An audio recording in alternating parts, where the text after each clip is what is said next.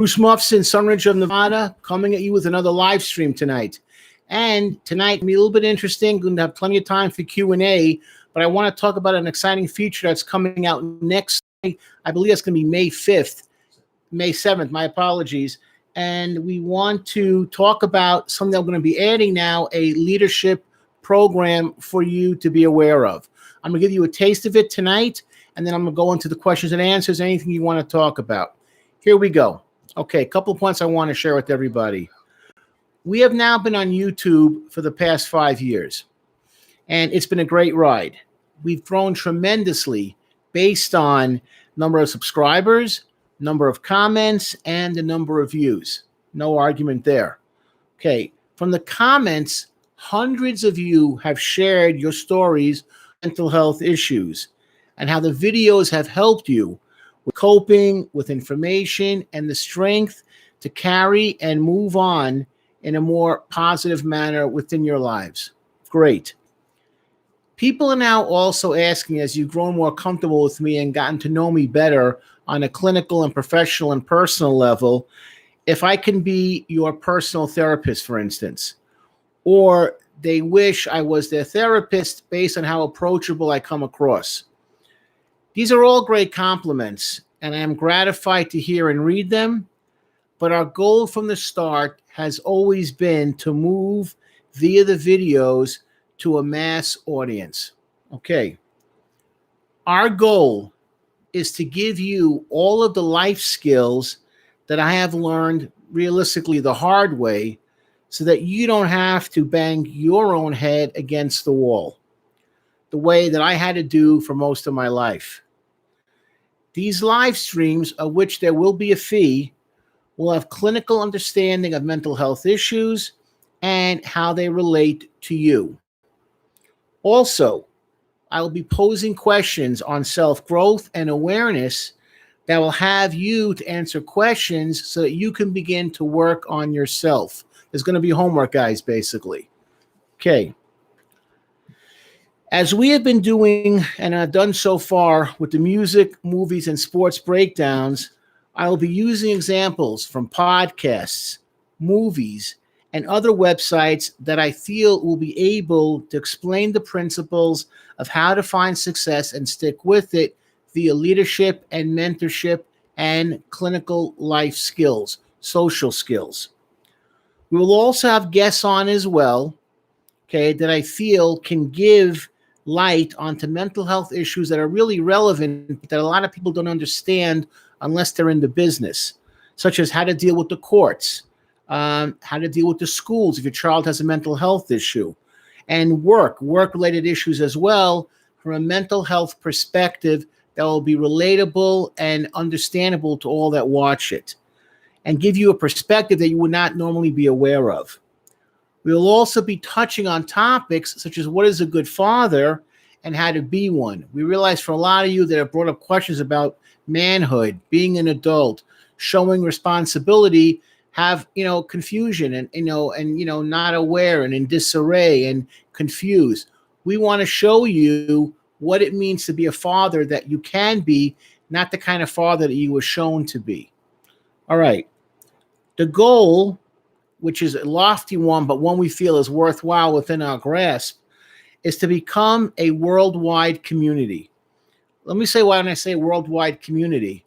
We have now gotten comments from every continent on Earth with the exception of Antarctica. And that's only because we've had a problem relating to the penguins and the seal walruses and the animals that live in that Arctic area. But every other continent we have received comments from. We have become worldwide, and you, the fans and our supporters, have made us what we are. But I want you also to think about learning how to become a worldwide community, and that means supporting each other, as many of you have already done via your comments to each other when people were struggling and suffering and having a hard time coping. And come to the realization that just because you may have started out one way, you don't have to finish that way, and that you can learn to be happy with yourself, get the self-confidence you truly need and deserve, and become clinically and mentally secure. And guess what? We want you all to become part of it. Now, what I want to do is give you guys just a small take on some of the things that I'm going to be talking about and drawing from to give you a perspective what you can start expecting come next Thursday, May 7th at 5:30 at this same time when we actually go live with our first one. And my producer / everything will be going over that when he'll be putting out the emails and what to expect and the links. He'll have the links in the description below that will clarify everything for you. Here's the thing. The first step in becoming a leader is you have to have confidence in yourself and know who you are. If you don't know who you are, there is no way you can impact that upon the people that you want to lead. Or if you're looking for a mentor, what kind of mentor do you want if you don't know what you're looking for in yourself? So you first have to know, what are your strengths? What are your skills? What are your talents? And if you don't have those, where do you go from to get those and acquire those and be able to put that into your own system? Okay. Now, here's the first thing you got to learn. 3 questions I'm going to ask you, and I'm going to ask these questions over and over again. First question is going to be this. Who am I? You have 45 seconds, a minute to answer that question. Who am I? Define yourself. Who am I? Okay, I'm Bruce. I'm a guy. I'm about to be 57 years old. I'm married. I have children. I'm a social worker. I have a job. I do these. What else do I do? Who am I? Who am I? Am I funny? Am I good sense of humor? Where am I going with my life, with my mental health, with my future? How do I relate to people? Where am I going? What is my ultimate goal? Where do I go from there? You know, what's it going to take to go where I'm going? What's it going to take for me to get out of my rut and go forward? Where if I'm having a problem or difficulty, how do I get on the fast track? And if I'm on the right track, how do I keep going? How do I keep having all-star seasons? So where am I going? Where am I going? Okay. I have to ask myself this question all the time, even though I'm going to be, like I said, realistically, I'm 57 basically already. I got so many good years left. Where am I going to go with the years that I have left to make them as positive as possible, to be as successful as possible, and to avoid making mistakes that will derail me from accomplishing that goal? Fine. Okay. Next question. How do I get there? Okay. I know who Bruce is. I know where I'm going. How do I get, what do I have to do to make that happen? That's it. If I want to say I want to lose 50 pounds, which I really need to do, okay, how do I get there? What do I have to do to make that happen? Okay, I want to be more successful at work. I want to have more acknowledgement that I'm successful. I want to try and move up into management. I want to try and become a leader and be in charge of people. I want to try and improve my relationship with my children or get along better with my wife. We'll learn to like myself or get past guilt that I had as a child. How do I get there? How do I get there? You got to do basically this. You got to have the confidence, open yourself up. That's a hard thing to do. One of the things that I've been impressed with people on this channel, we've had people say things on an open forum like YouTube, which you can't get more open than that, and divulge really personal stuff about their childhood or about their families. It takes a massive amounts of guts to do that. And if people have said on some of these comments, you're the first person I've told this to or I'm sharing this with, wow, how do I get there? You learn to be open. You learn to be honest with your feelings. That's a huge trait that great leaders have, and very few actually know how to make it work to become a great leader. So I want you to think about it from that angle. Next, I want you to understand, I don't have the chart behind me, but imagine a pyramid. Okay, those of you that were in high school, geometry, all the same sides, equal sides. The pyramid has no particular value on one of the 3 points, but here are the 3 things I want you to consider. Number 1, on one side of one of the 3 points of the pyramid, what is your daily routine? What is it? Because if you say to me that I sleep all day and I'm up all night and I'm just on, playing video games nonstop, or not doing anything positive, or I'm out of whack, then there's something wrong with your routine. What is your routine to make you successful? Yeah, you can play playing video games if you're in a video game league. But what are you doing? What is your daily life like? What is your routine like? I know my routine every day: get up, shower, shave, brush my teeth, get dressed, look presentable, gobble down some breakfast, kiss my kids goodbye, and I'm off to work for the next probably 8 to 10 hours. Then I got other things going on. I mean, these videos take time. All this is a lot of work. I got to put time aside for that. What is my routine? When you get focused with the routine, you start to accomplish a lot of things. Next thing is, who do I hang with? That's the other side of the pyramid. Who do I define myself with? If you're hanging around people that are losers, that are bad for you, ultimately that's the direction you're going to go in, because like finds like. If you want to be successful, if you want to improve yourself, even to improve yourself 5% is huge for a lot of people. Who do you hang around with? A lot of times people will say, why do you discuss your age pretty openly? And I say, here's why. I only have so many good years left. I got to make every one of my days count. I can't fool around anymore. I don't have endless amounts of time. I'm not 14, 15 years old. My whole world is wide open to me. Every day has to count. And I want mentally to be focused on positive stuff and things to make me more successful versus hearing about moaning and complaining and rumors and gossip. I don't have the time. I don't have the patience. I have to be around successful people. And finally, other side of the pyramid, and no side is any more valuable than the other, is, are you taking care of yourself? If you're on medication, are you taking your meds? Okay, if you're in counseling, are you taking counseling seriously? And how do you treat your body?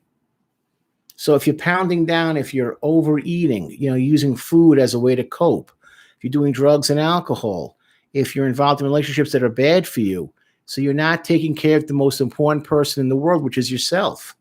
And if your body fails, everything fails. I pathetically try to work out with certain people that I work with. And if they're kids, they blow me off the court. It's a joke. I don't have that kind of stamina anymore. My knees go like Rice Krispies, snap, crackle, pop. I don't have that kind of flexibility and ability to move like I did when I was in high school. These kids can just, they're like jets. So, but what can I do to take care of myself now? And I don't want to see you guys at this early age in your life fail to do that. That's a terrible thing to do. And finally, the last piece is this. Be aware of these 5 things that will help you start thinking differently about what success really is. And here we go. Small things that you don't accomplish lead to much bigger problems. Positive stuff we can discuss later. But small things, if you don't get the small things done, they lead to big things. I've seen this over and over again. If you don't take care of it when it's small, it's going to blow up in your face 100 times more. So small things lead to big things. Number 2, do things in small chunks. I've learned I can't do things last minute. I blow it. I got to take time out, half an hour here, half an hour. So I'm not doing this. I'm not running around like an idiot at the last second, because do things in small chunks. I'm going to say this word 1,000,000 times over every class that I'm going to give. Communication, communication, communication. The more you talk to people, the more you clarify things, the stronger you become. As brilliant as I know I am, and I think I am, and I'm convinced I am, I find out the more I talk to people how little I really know and how I have to rely on the comments of other people. Communication. You only get that by realizing you're not as smart as you think you are, and you have to collaborate. Communicate and share. Number 4, last-minute decisions generally lead to disaster. When you're not prepared and you got to kind of fumble around, you rarely are successful. For every Hail Mary in football, I think 1 out of every 100 are successful. Those aren't really good odds. So poor decisions at the last minute usually lead to disaster. Last minute decisions. Finally, my last piece, make a real effort. Don't go half, trying. Maybe I should have put more effort into it. Really, really try. Now, Here's what I wanted to say. I'm going to close with this. I'm going to go now to the live stream and any kind of comments that people have. I get this. I'm not the first person to say these things or to clarify these things, but I am the first person to come to you with my experience and my lifestyle and my background. And what I can see is going to separate you from those that you're around to become winners. Anyone that's worked with me on a clinical level has gone up and their careers have exploded. People I work with have all done well. They say, Bruce, you know what you're talking about. So take a chance. Take a chance to grow, to be successful. And I'm not going to talk to you about stuff that I've done amazing, like I'm brilliant. No, I'm going to talk to you about the failures I had in my life and what I learned from them. So you don't have to make the same mistakes I did, and you can grow and be successful. Now, all these topics I'm going to get into more at greater detail and more insight, but that's just for right now. My producer will be sending everything out, the links and how to get in touch and what you need to do, and we're going to go from there. And with this right now, you can let them know about the PayPal. Yeah, and we're going to be doing it through PayPal and the donation. And the way we're looking at it is, we know things are tough. We get it. It's right now. Things are brutal in the country. It's brutal everywhere. We're asking just for a minimum donation, just to start with $1. We're asking you to donate $1. If you want to donate more, we're not going to say no to it. But we'd like you to donate $1. Go from there. We'd like to start from $1. And if you want to donate more, if you have more money from that, absolutely, we're totally open to it. But that's going to happen next week, May 7th at 5:30. We'll be doing our first live stream on leadership. I'm going to begin to break everything down. And for those of you that are going to be wondering, oh my God, are they going to be done with making music videos? No. We will continue to break those out. We know how much you guys enjoy them and love them, and it's helped us grow tremendously. So they're not going to disappear. But we will be including leadership examples next week. The music breakdowns will still continue. Do not worry about that. But next week, May 7th, 5:30, the same time, we're asking for a minimum donation of $1, and we'll send the link out, and you'll have access to it, and you'll be able to be in touch. And you'll send it through email, and we can go from there. Am I missing anything? I don't think so. And we are ready to do a Q&A. Any questions, start asking. We're ready to answer anything you got. Here we go.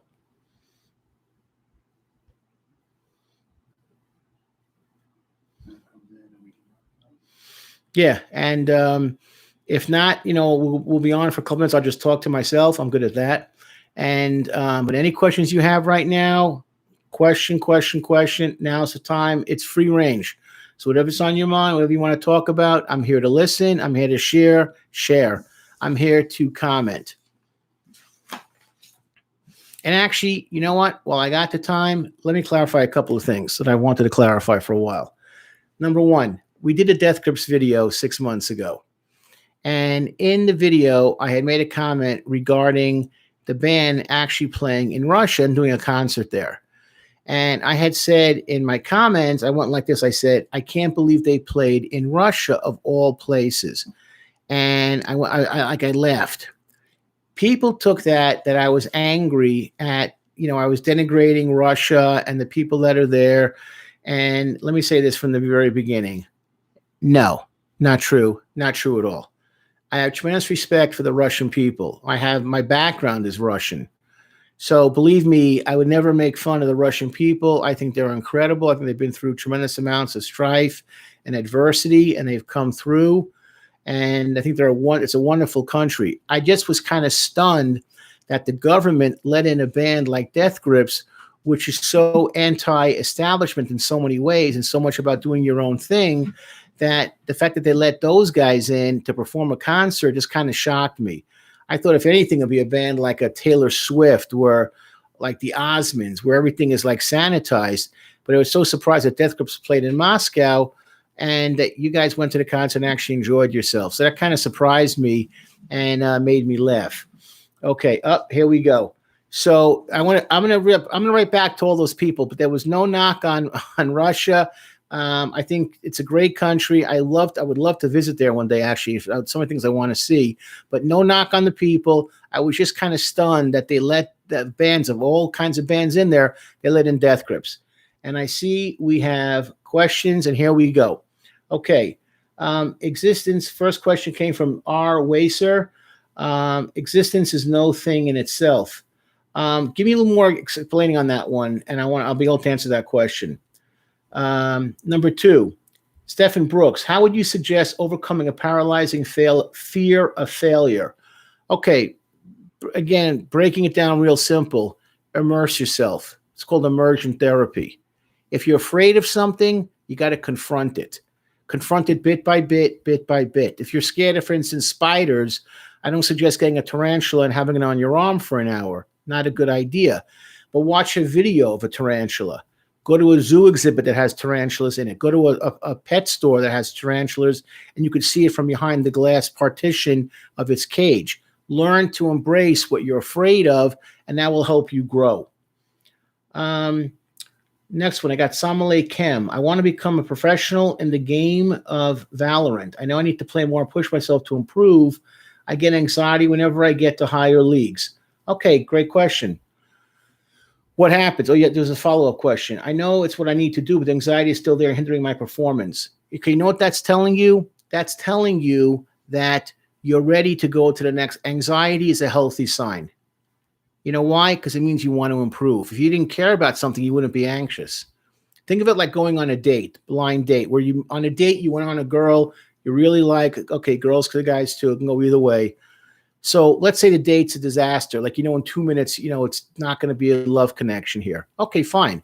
So at that point, what you do is you realize, what do I care anymore? Because there's nothing to be anxious about. There's nothing there. I have no vested interest.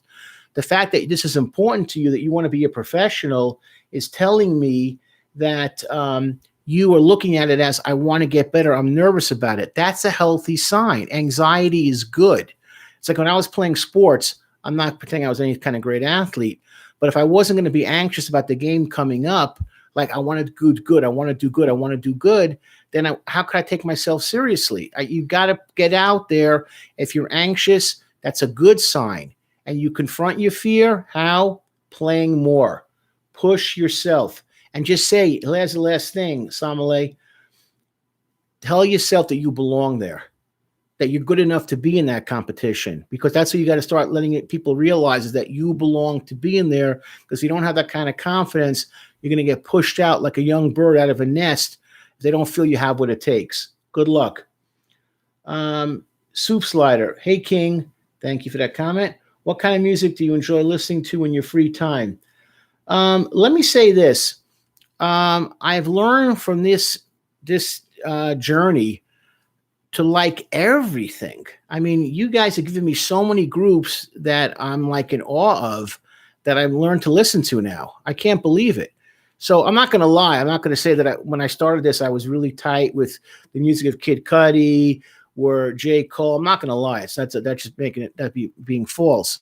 But you guys have turned me on to so much great music, and people are giving us so many comments on bands to check out and videos to watch, that it's become everything.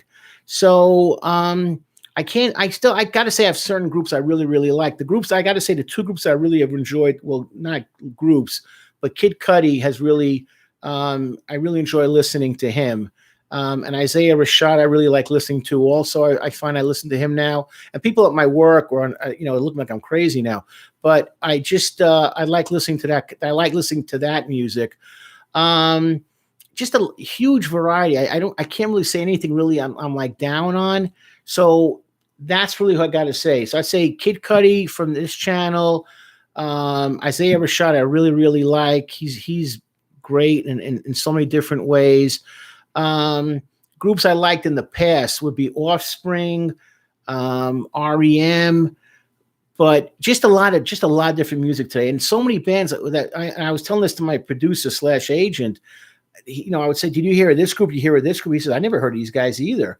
So there are groups now there are people that send me stuff that I listen to now that I'm like, I'm blown away how talented these people are. Even the people I'm covering tonight after this, so talented. So it's just really been refreshing to realize how vast music really is. So that answers that question. Swim Jones, why did creative people struggle so much? Juice World, Mac Miller, Earl Sweatshirt. Great comment. You know why? Because when you're creative, you feel like you're tethered to the ground. It's like being a butterfly, honestly. You're like this. And when you're around mediocrity, it's hard. They're so creative, these people. Here, go over those names. Juice World, brilliant. Mac Miller, good God, amazing. Earl Sweatshirt, wow. You're tethered and you're around people that like kind of hold you back. And it's hard because your mind doesn't think in the mundane. It thinks on a different level. Anyone that's creative and great in a certain way, it's like this. They're on a different level. I'll give you an example. I'm going to make fun of him. I'm not making fun. I'm going to give him a compliment, my agent / producer. But when I met him, I was like, different level. Like, he got me. And I hope, I hope he got me. but I got him. And I could be around 50 other people, but it was not the same conversation when I would talk to him. Like, everyone else is like, it's the mundane, the boring, the rumors, the gossip. Like, it's so boring, But with him, it's like the next level, the next level, the next level. It's like an aphrodisiac, if I could say that word. It's like a perfume. It's like a scent it's the scent of success. It's the scent of confidence. It's the scent of trying new things, where so many people are like afraid. So I think that's what gets them into trouble. And then I think what happens also is with those names, Juice WRLD, Mac Miller, although thank God Earl has a good mom, is they're not tethered and the right people are not around to protect them. Because often creative people do not take things like we do, like, where's my pen? Or how to pay bills, or taxes, like everyone else, because they're thinking on such a different level clinically. So that's generally why that happens. You need to have people looking out for you. Somali Kem, thank you. Somali Kem, thank you so much. No problem. Let us know how you do. I know the game, and you got to believe that you belong there. That's something let me share this. Just I got a chance with this. So many people will say this like, I'll give you an example. Like, you come from, I like sports, big sports fan. So college basketball to the NBA, or college football to the NFL. You might be like the stud of your team or of your conference, and like even be an All-American, fine. But people will say these things like, I went to the NFL, I went to the NBA. And these guys are like different. These are the best of the best of the best. And the question comes in every rookie's mind, unless they have such incredible confidence, is, do I belong here? Do I fit in here? Can I make it here? These guys are like incredible. I'm sure it's the same thing in the women's league also. You got to prove to them that you belong there, because they're eyeing you, because they're thinking, could this guy be a potential teammate? And if he's going to be a good teammate or a bad teammate. When I look at things clinically, I tell myself this every single time. There is nothing, well, I shouldn't say nothing, but when it comes to clinical stuff, I am the best. Muhammad Ali. If you don't have that kind of confidence walking into the ring, or I don't have that kind of confidence walking into a room, hey, I'm Bruce Mufson, LCSW, how can I help you? If I don't believe I can help you, I need to take my pen and hang it up. Then I'm useless. Because I got to give confidence to the people I'm trying to help. They got to think like, this guy knows what he's talking about, or this guy's a doofus and a moron. So you got to have that confidence. So good luck with that. Okay, Super Slider. Do you ever watch Anthony Fantano before your music reviews? I didn't know who he was before I started this, I'll be honest. Then I see his name pop up, and he does reviews, and he talks about different bands. I have watched his stuff, absolutely. I've watched his interviews, some of that, because I glean insights. I know people have asked me, like, how do you guys do these things? It takes a lot of work. I have to listen to each song, for me, realistically, like 15 times. And that's like bare minimum before I get the flavor of the song. I look for any kind of articles. My agent's really good about sending me anything they're in, like a newspaper article or something online. And even then, I'll start hunting and looking to see if anything is relevant. So I've seen his reviews online, and he gets some pretty serious numbers, and he seems to have a good following. Hey, you know what? I respect him for what he does, and all the power to him. Smell like him. You watch. Okay. Swim Jones, thank you. Thank you. Swim Jones, great insight there. Thank you. Stephen Brooks, what drove you to become a psychologist? All right, man, we got to talk. Okay. Thank you for the upgrade. I'm not a psychologist, Stefan. I am a licensed clinical social worker. People have asked this before. They'll say, like, you're a doctor. Thank you, doctor. You're a good doctor. I'm not a doctor. I went to University of Georgia for my master's degree in social work. Great school. Had a great time there. A lot of fun. And then I had to do 2 years post-masters under someone's supervision, where I have to go for an hour of supervision and basically work full-time. And then I have to take a national exam to become a licensed clinical social worker, which is good in all 49 states, with the exception of California. No shock. So that's what I do. And I have to renew my license every year. I'm about to renew it again. And I've been now licensed for, a little over 20 years now. So hopefully I'll do this for a couple more years at the very least and just continue to go forward. What made me become a psychologist? Good question. Here's the reason why I became a clinical social worker. I knew even in elementary school and in high school, I was really good with my hands. When I say hands, I was in a lot of fights, unfortunately, growing up, due to a lot of dysfunction in my house. But I was good on the street. I was good in talking to people. I was good in relating to people. I was good with a lot of different kinds of people. I knew I wasn't meant to be behind a desk. That's what I do today, of course, right? But I knew I wasn't meant to be behind it. That's not my nature. I like being outdoors. I like being outside. I thought at the time I was going to go into law enforcement. I was going to go into the military. I'd go into like public relations, advertising, hotel bar kind of work. I like being around people. I like that kind of work. I like the excitement of being like in Vegas, like a casino industry job, food and beverage, things of that nature. What happened was I got religious and my mother got me a little bit nervous. She didn't want me going into anything that might be dangerous for her nice son. And I didn't do anything that I really wanted to. Ironically, I do a lot of training now with law enforcement, corrections, on how to work with the mentally ill. I do a lot of trainings, but that's what happened. It was kind of like I want to do these other things, kind of like my nature is meant for that, but it didn't work out. So that's really what happened. So no questions right now in the queue. Anyone have any questions? Now's the time to ask. The queue is free. But that's how I become a clinical social worker. The thing I like most about being a clinical social worker, honestly, is working with the people. I really, really enjoy that. It's really, the only two groups of people I don't like working with are married couples, because I tend to take sides. I'm not going to lie.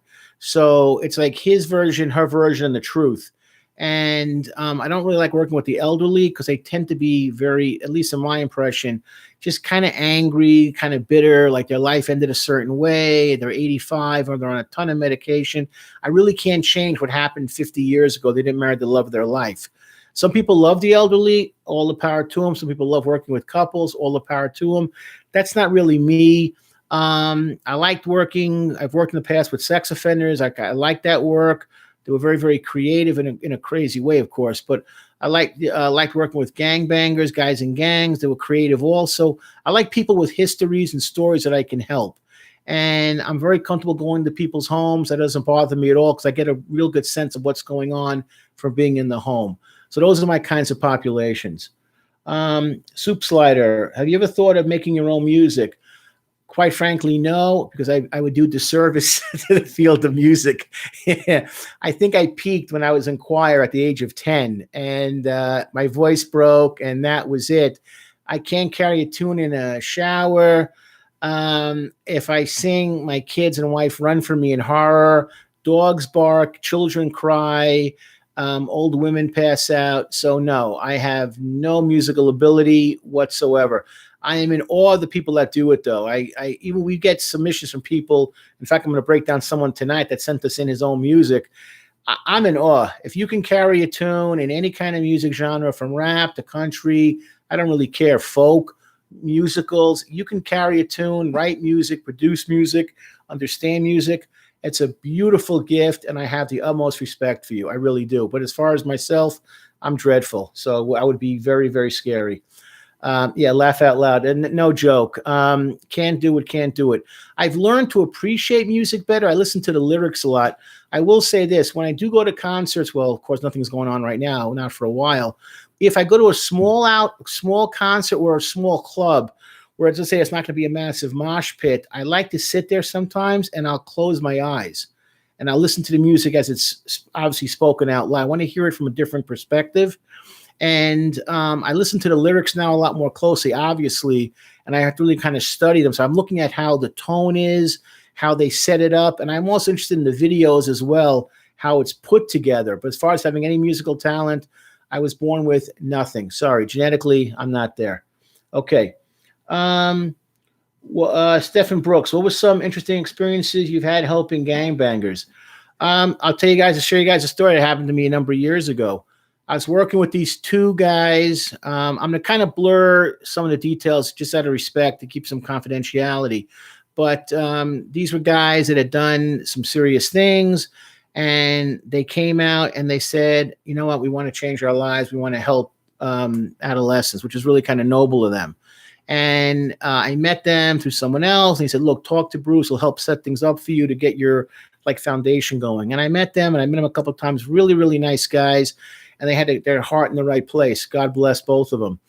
And we were talking, and, you're talking about how you set something up. So they're asking about me and my experiences. And I explained to them how I would have done things if I was working in a prison and what my mentality is. And both guys were looking at each other. And I've noticed when people start doing this, it's because they're like, they want to say something, but not sure if they should say something out loud. So they're looking for the other person for affirmation. That's something I'm going to teach people in the preceding classes about nonverbal. That's such an important thing you have to learn is nonverbal body language, because the body's giving things away all the time. And I look at that when I do any kind of work with anyone. But when you see people do this, like this, they're looking at each other. That's a tell that they want to say something, but they're not sure if they should say it. They're looking for affirmation from the other person. So what happens is what they did was they went like this. They looked at me and they finally were like, enough. And they said to me and they said, Bruce, we want to be honest with you. We really like you. But the truth of the matter is, if you were in prison with us, we would have put a green light on you, which means they would have had me killed. And they say it's nothing personal, but usually with the mental health people that we dealt with, they were kind of stupid and dumb, and we took advantage of them. And we did what we wanted, but you would have broken up all the prison gangs. You would have found all the supply routes for all the drugs being brought in and all the games that we play. You would have messed everything up. No one would have made any money, and we would have had to take you out. So we're saying this because we like you, but we're just being honest with you.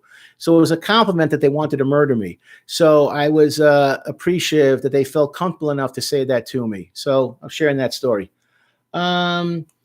Stephen Brooks, of a fear of failure. How are you going to tackle it? Okay, Stephen Brooks is talking to Morgan, which is exactly what we want to see happen. Only thing that helps me, Morgan said, is turning my thoughts in a neutral way positively.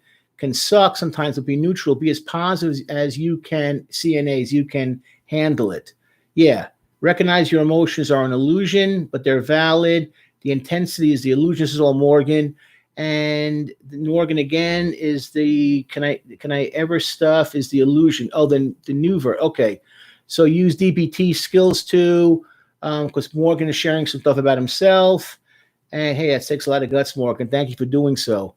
And he's just blasting up with comment after comment. Thank you, Morgan, for being so helpful. Yeah, learn to break things down. I like reality therapy for myself. I find that to be the most comfortable. Not everyone is into that, but I find when you break things down, when you analyze things and kind of put them in the light of day, it really, really helps.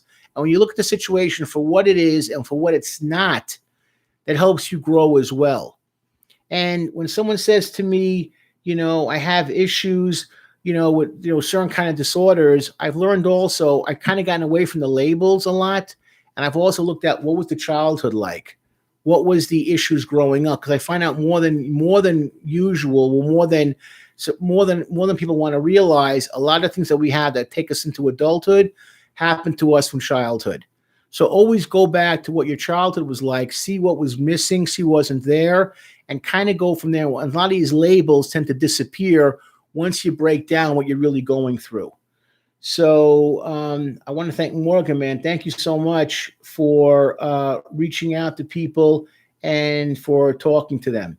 Again, right now the queue is open. Throw any questions you have, and I am willing to let things go. Any questions you got, bring them in. We got plenty of time. We want to hear from you. Want to hear what you got to say. Just another time. That's another story about working with gangbangers, or people that have been in a gang. And let me say this also. And no way am I glorifying it, where I think it's cool.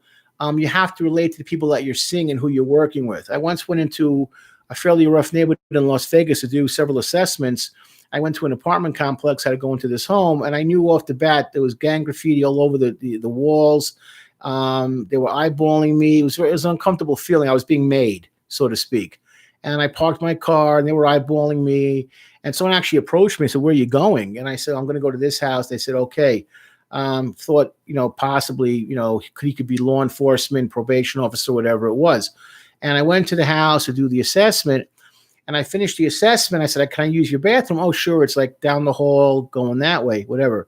So as I'm going down the hall, I see one of her sons had picked up his mattress and had an array of firepower underneath it. And he was going through his stuff. And he saw me looking at what he had, which is fairly considerable. And he picked up a weapon and he goes to me like this. He goes, "Hey, pretty nice, huh?" I said, "Impressive indeed." And he smiled and put it down and went back to looking what he was doing with it. And I went to the bathroom, had no problem peeing, and then came out and just walked by and went like this to him. So, I was appreciative that things did not escalate with anything crazy. But again, use your wits, use your calm, use your communication skills, use a sense of humor. That's an impressive handgun. That's it. Move on. A lot of times we kind of belabor things to a point that's really not worth it. I knew what I was there for. I knew what I had to do. I wasn't going to make a big issue like, oh my God, heavens to Betsy. It is what it is. You move on, and that's it. And I find that's helped me out in more situations than not when things could have been a little bit dicey. Okay. Stephen Brooks throws down, "I get that because I usually lean to a pessimistic mindset, but I'm working on ignoring my initial instinct and finding the positive in situations. Thanks for the insight." Yeah, that's another thing too. And Stephen and Morgan are talking to each other. That's another thing too. When you're always going with, when you're always looking for something negative, it rarely works. People that work in retail, people that work with the public, retail, law enforcement, if you're a police officer, CO, you get this impression. It's like you get like jaded, you get burnt out. It was therapists too. I hate people. I hate what I do. I hate this job. It sucks. It sucks. I look forward to working with people. Am I going to have every time a great experience? Of course not. That's fantasy land. I was walking by someone today. He started cursing me out. You're this, blank you, blank you. I didn't recognize the guy, but I was a target. But so not every experience is going to be wonderful. But then I walked on somewhere else to talk to someone else, and the patient was very friendly. I didn't think he was going to be, and he, met with me and talked with me. Go figure. You can't look at everything as hostile and negative. You got to work with people on their level. So many times with therapists, they'll say, "Well, he didn't get to relate. They'll say to me, he couldn't relate to me. Couldn't relate to me. Couldn't relate to me. Couldn't relate to me." You got to relate to people. Take them on their own terms. Not everyone's got the same lifestyle as I do. That's okay. I'm open to listen. I'm open to learn. I'm there to help, not to judge. That's the difference. When you don't judge, you'd be surprised what comes out of people's mouths. Okay. Stephen and Morgan are sharing. Stephen and Morgan are sharing. Thank you. And hey, Morgan, it takes a lot of guts to do that to you.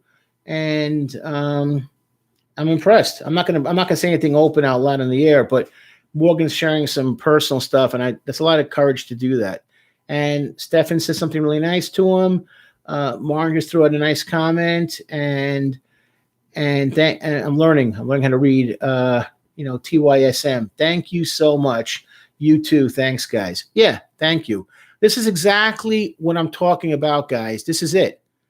We are trying to create a worldwide community of support that you can feel that you can go to someone like myself and get information you couldn't have gotten elsewhere.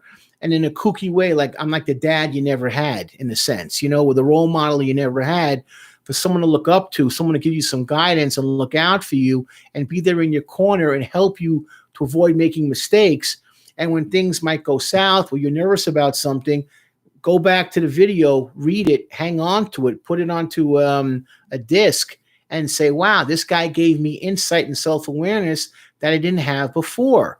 That's what we're looking for. That's what we want to say. Like, I appreciate the one-on-one comments of thank you, thank you, thank you, thank you, thank you. But what I'm saying to everyone else here as well is that we want to blow it up. We're not talking, 100 people. We're talking 100,000 people tuning in at any given time and sharing with each other, supporting each other. And if you make a connection online and you're going to like somebody online, you become friends online, all the power to you. That's exactly what I'd love to see happen more and more. So this is the kind of stuff that I love, and make it work. So this is wonderful. Thank you. Okay, here's a good question. I get this a lot. I'm trying to sift through, this is from Stefan. I'm trying to sift through memories that stand out of my childhood to get insight into my current situation. You have any advice on how to process them? Absolutely. I can't think of the name of the movie, but it came out about 10 years ago. It was from a Stephen King novella, short story. And it was about creatures that would burrow inside you and eat you out from the inside and blah, blah, blah, blah, blah. And they were going to go hit the water supply and mess everything up. So there was these guys that were working to try and help out and figure out a way to stop this invasion. And they were trying to work with this kid who had grown up with them, and he was autistic. And the way they were trying to look for information was you'd see these file cabinets flying through this massive warehouse and paper everywhere. And I love the visual from that. And what I've learned, and it was like papers everywhere. They're trying to get the right cabinet, the right file, the right paperwork, and papers were everywhere, just flying back and forth. It was a great scene, the great scenes of that. Here's what I've learned. Take all the stuff, okay? Take all the paper. We'll still have that for probably another 50 years or so before it's all on disc. But take all these memories, put them out there, open it up, and start going through them one by one. And if you take one piece of paper and you go through that memory and you resolve that memory and you get everything out of that memory, good or bad, okay, mostly it's going to be a bad memory, you'll understand why you reacted the way you did, why you felt the way you did, and here's what you do. You take the paper, you take the memory, you put it into a box, you put a ribbon around it, you put a chain around it, you put a clasp on it, and you put it away. You clear that memory. And then you start on the next memory. And you go through everything, and before you know it, you've cleaned off a small area. And you're doing what's called from Japanese, mushin mind. I believe it's Japanese, mushin, clear mind. You're clearing your mind of mostly bad memories, because good memories are, not going to be factors. It's the bad memories of being abused, neglected, bullied, humiliated, embarrassed, ashamed, physically, sexually abused, all negative stuff. But when you do that, you start clearing your mind out, you start to have room for the right things.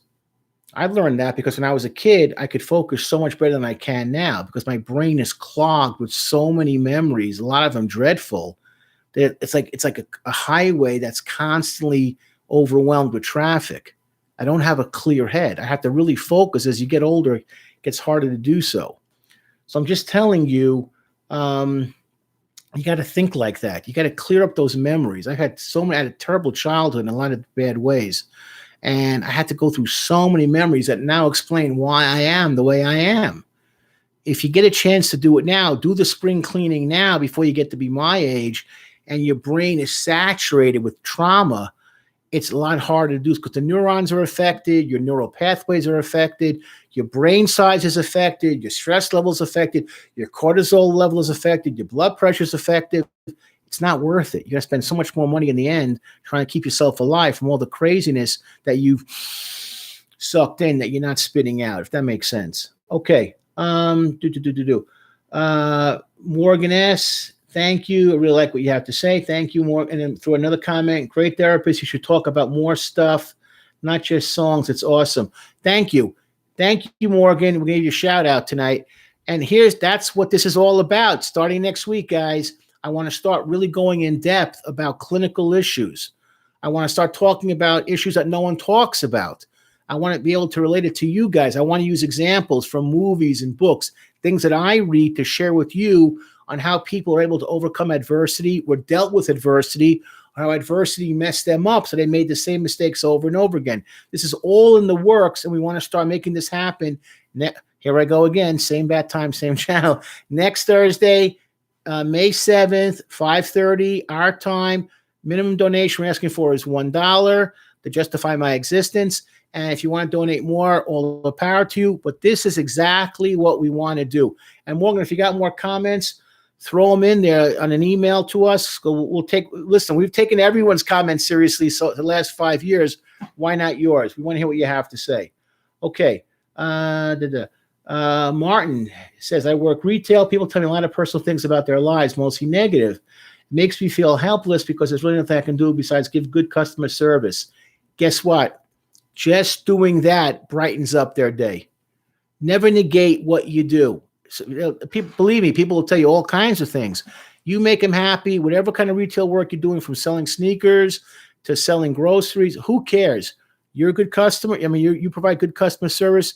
People will walk out of that store happy. Do it. Keep on doing it. Don't worry about it. Don't worry about what you're not doing. Worry about what you can do. Okay. I was told some memories fade because everything you remember, sometimes every time you remember something, you remember the last time you thought of it. Is there any truth behind this? Everything you remember is something you remember the last time you thought of it. No. From my experience, this is my experience working with, for instance, people who went through the Holocaust, people who were victims of sexual abuse, people who were in drive-bys. They could have been 4 years old, and it's like vivid. They don't forget. So certain memories, certain things will fade. I couldn't tell you what I ate in elementary school at lunch, although it was probably terrible. But that I wouldn't remember because it's not a memory that's going to be impressive. But if a memory resonates, whether it's good or bad, the first girl I ever kissed, the first fight I was ever in, the first time I was called something anti-Semitic, those I remember. The first time my dad hit my mom, those I remember, and they'll never go away. They'll never fade. Maybe the details will slightly blur, but the gist of it, I still remember. Okay. Martin, it's been draining recently, especially because of the whole COVID stuff. Absolutely. It's going to affect people for the next century. What's been going on the last couple of months. It's draining. Take time for yourself, Martin. Seriously, walk, work out, watch a funny movie, hang out with loved ones. Don't take it home with you. Let it go. What stays at work needs to stay at work. Okay, Stefan said something. Martin, nice comment again. Thank you so much. Just want to tell someone out in their immediate circle. Excellent point. Morgan, I want to hear. Great. Edward Bates, hey. What's up, Bruce? Edward, thank you. When Kendrick Lamar drops a new album, will you talk about some songs? 100%. Kendrick, I cannot thank you enough. If I ever meet you in person, I will hug you. If I'm allowed to hug still, we have to make 6 feet distance. We might be wearing masks.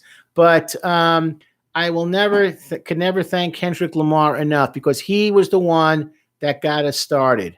And even though I wore a shirt with the color pattern that made people blind, he was the first one we did that broke out. I can never thank Kendrick enough. Yes. We will always do more. Stephanie asked a question. Any thoughts on Jungian psychotherapy? I've been reading a paper on it. It seems to have some practical use. Absolutely. Here's the thing. I never negate other therapeutic modalities. Why? What's the point? It's like saying, do you like this kind of spice versus that kind of spice? They're all good. They all have different applications.